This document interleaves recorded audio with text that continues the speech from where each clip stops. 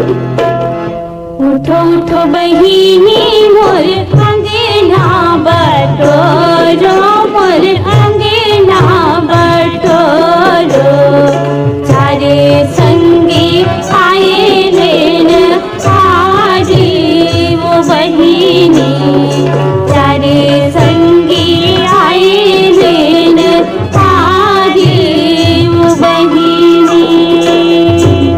पहिराओ पहिराओ बहिनी रंग बेली लुगेरा हो, रंग बेली लुगेरा। जा जाई सर जो के होती बिहाव, जा जाई सर जो के होती बिहाव। कलसा सिंगारत बहिनी बिगा बिगा, बिगा बिगा, बिगा बिगा, बिगा बिगा।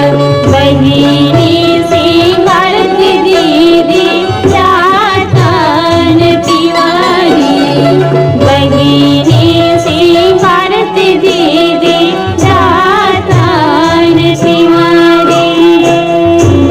कलसा सिंगारत बहिनी एक दिन लगते हो, एक दिन लगते।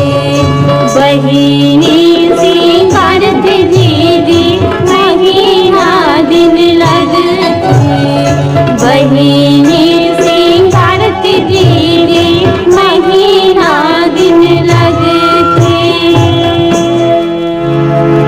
एक पत्री रैनी भैनी रतन हो, दुर्गा देवी भोरे शीतल छाव चौकी चंदन।